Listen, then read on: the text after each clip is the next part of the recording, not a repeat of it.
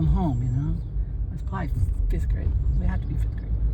So it was a 2-man job to walk the Well, you couldn't carry the cello by yourself. It was too heavy, and they were too bulky. You know, they weren't so heavy; they were just bulky. And I was like. So did both of you play, or just? Yeah, both of us played. Oh, okay. But so you shared it? No, we had 2 of them. One under so each arm, and then he had one underneath the back. Oh, how funny.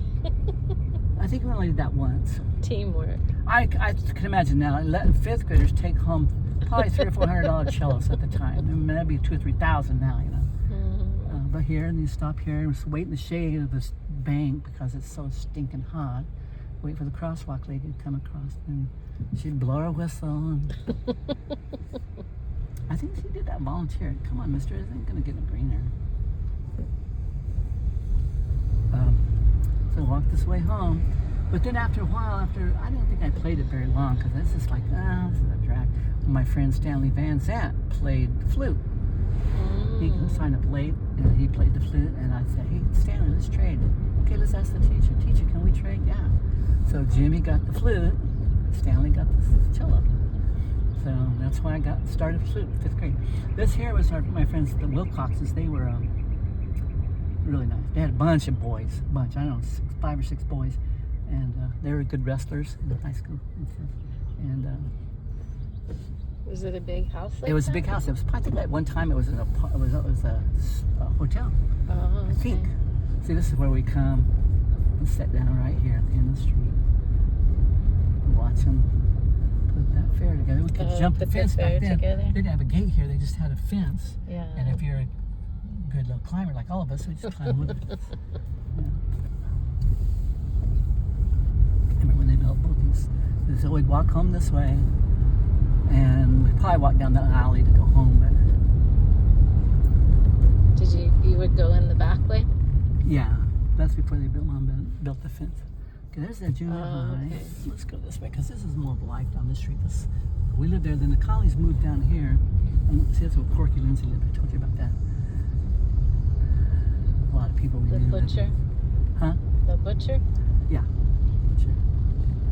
And this guy here, I don't even know what his name was. He always had the greatest Christmas decorations. He would put up tumbleweeds and make snowmans out of tumbleweeds and paint them white, you know.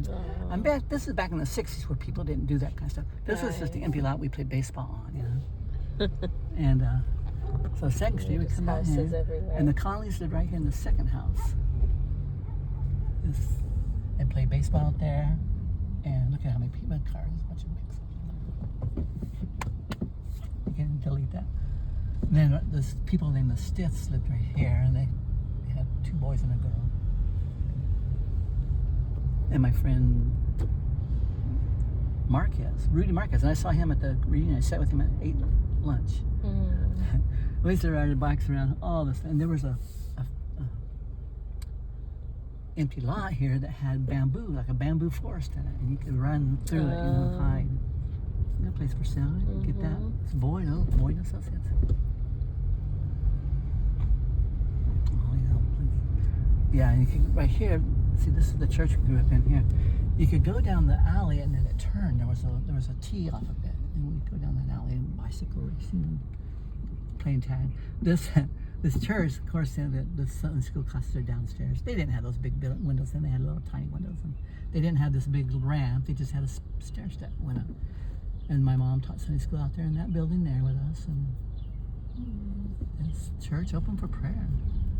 You want to go in it? No, it says Wednesdays at 6:30.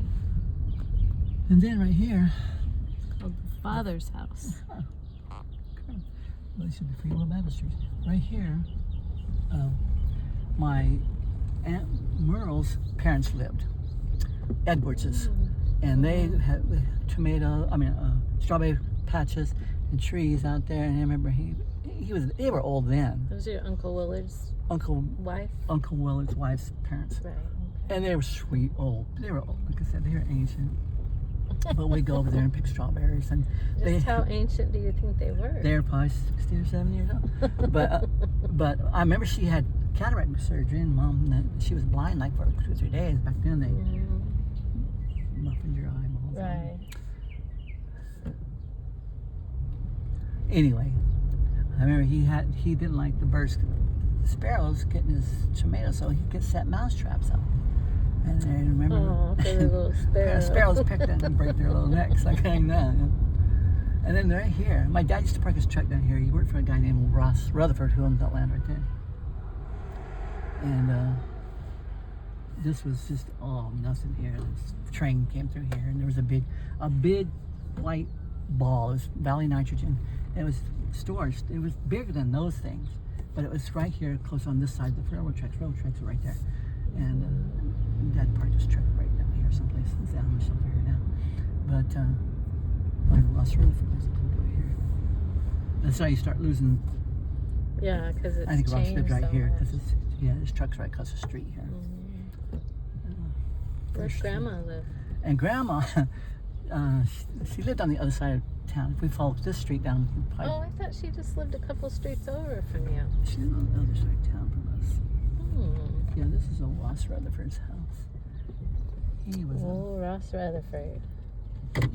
He had 2 trucks. Then Dad and Harry Thatcher used to drive for him, and haul sugar beet pulp. So the sugar mill they process the sugar beets, and they would come up with this pulp, and it looked about like pencil shavings on it. You know, it's just a real fine. But still has sugar and it still has a sweet, and so they take it out to Noble Cattle Company, which is about 20 miles out of town, and they feed it to the cattle. So for the cattle. Yeah. So there's these houses behind. This looks like Chowchilla, huh? Yeah, this is mine. A lot of Chowchilla. And these people live over here. This is a church. Some people going to. It's a long memories. No, left turn. Yeah, because that's Corky's was right there, the butcher shop we worked at. And this is the one-way street here, and it goes around that way. Is that little park always? Yeah, this park was here. It didn't have a fence around it then. This was a Veterans Park. And, okay. remember they built this dodecahedron, I think, it was a realty shop for a while. That wasn't there. But this was just a park. All the old people come sit down and play cards in it. It was a typical wino park. And the Corky's was like and then the Kermit Hotel was right. I think about right there where that is, or maybe it's no, it was on the other side.